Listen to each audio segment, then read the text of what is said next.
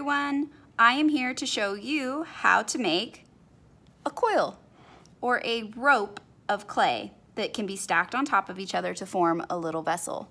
So here is a small coil pot that I had made previously. To make a coil, I'm going to make sure I have wedged some clay, and I have a little bundle here. I need to take a small piece of clay, make sure my hand is hydrated so it's got a little bit of water on it, and then I want to make sure my table has a little bit of water. I'm just using a mist bottle and misting my table down, but if you get too much, you just want to swipe it away with your sponge. You don't want to puddle, otherwise your clay is just going to slide across and it won't actually become round. So I have a little piece of clay. I'm going to smush it in my hand. It should be about the size of maybe a mini corn dog to start, or the length of my middle finger is kind of my general size that I start with. The next thing I'm gonna do is I'm gonna be rolling the clay from fingertip to palm or to heel. I'm going to push my fingers down gently towards the table and roll the clay away from me. And then I'm gonna repeat, starting at the heel of my hand, rolling it back towards my fingertips. My trick is I always take my fingertips and I glide them to the tabletop so my hand stays in this wedge shape. My fingers never arch up, so they're not away from the table like this. They're always down and touching. So add an angle and swoop forward. So forward, back. And I want to put a medium amount of pressure, and I'm going to roll left to right or right to left, keeping my fingertips on the table. It's really important that your clay rolls all the way from fingertip to palm and back again, or just at least across all your fingertips, and you're working your way across to create an even coil. You're gonna stop when your coil is about the same thickness as a pencil. So again, I'm gonna start with a little piece of clay, making sure my hands have some water on them, either with a sponge or a small mist bottle. I don't want to puddle, so I just rub them together. My tabletop still has plenty of water. Squeeze my clay into that corn dog shape, rock it back and forth. About the length of my middle finger is what I want. And then I'm going to roll forward, and back, forward, back.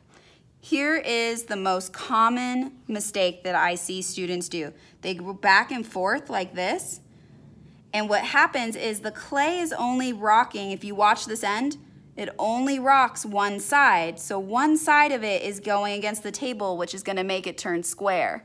So make sure you're going all the way to the heel of your hand, or at least to your palm, and you are going to roll. So roll, don't rock.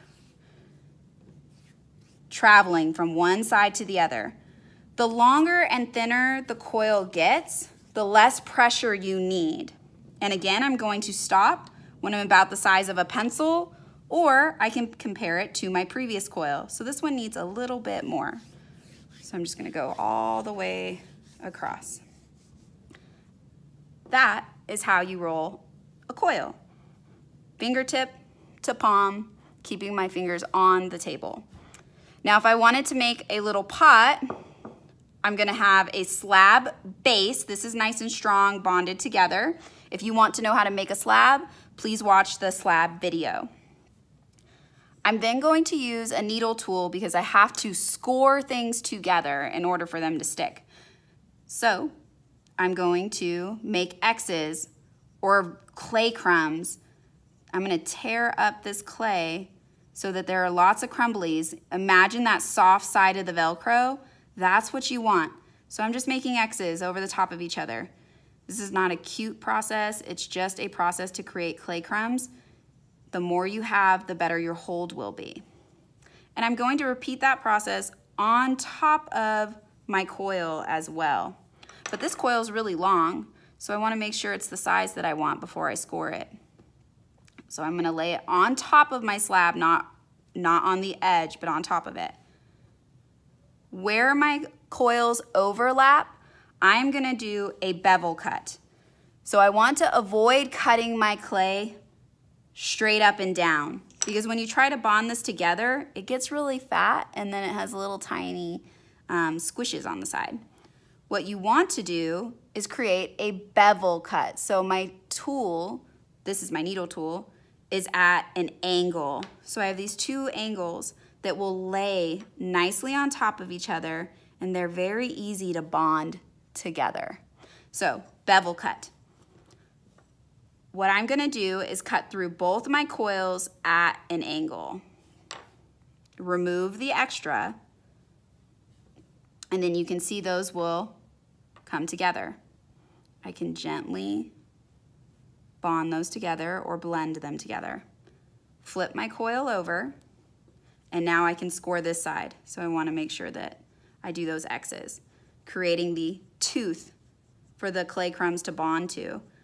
You don't need to go far down into the coil. You just need to go across and make X's and create clay crumbs.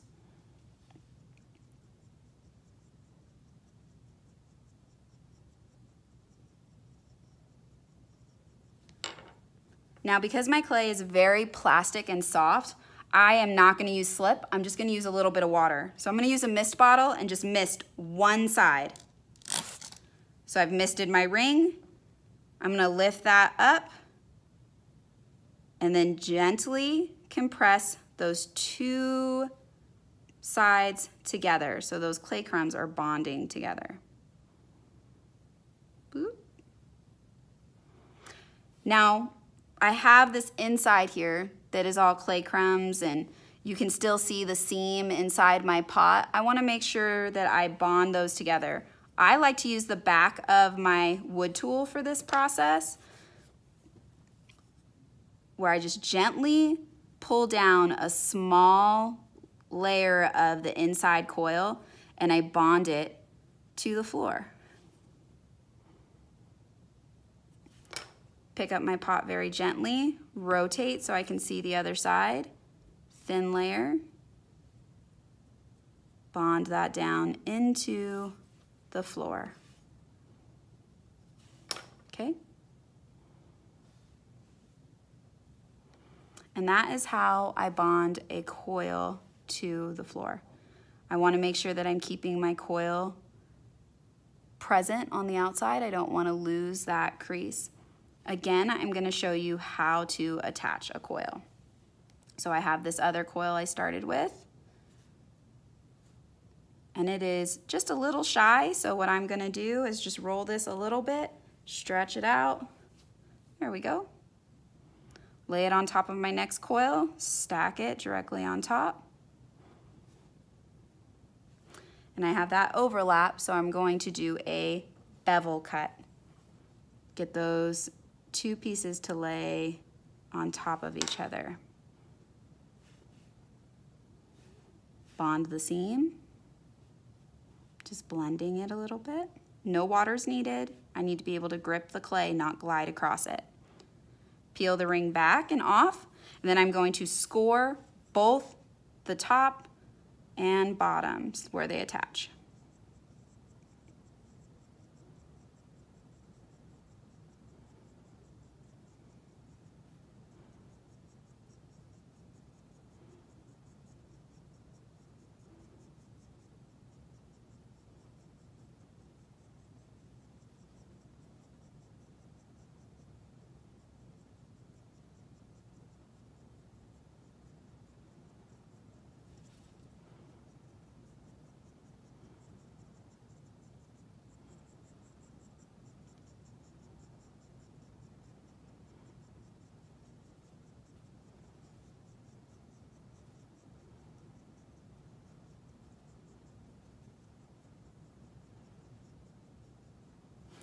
All right, both surfaces are scored. I'm gonna take my water and mist one side, lay on top, gently press down. I don't wanna smush the coils, I still wanna see them on the outside of my pot.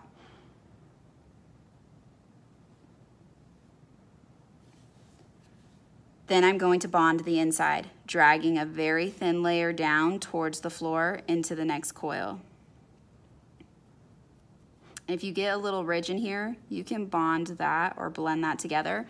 I'm using my left hand or my non-dominant hand just to cradle my pot so that it doesn't get stretched out and it doesn't get wider than I want. If you do not support your pot, it will get wider, and if it gets too wide, it can collapse, especially if the clay is really soft. So bond all the way around.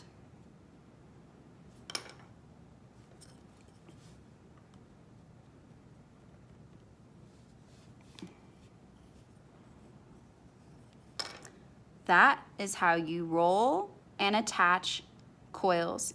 The thing I want you to pay attention to is outside your pot, you are gonna want to clean up any scratches that you make by just compressing them with a tool. I like the back of my paintbrush. That seems to do a good job for me.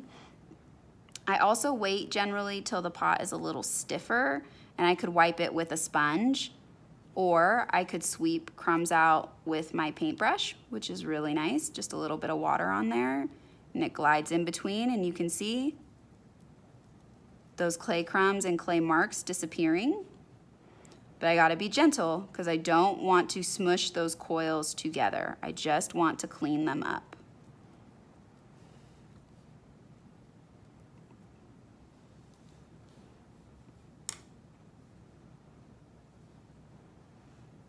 And that is how you roll a coil and attach it to a base.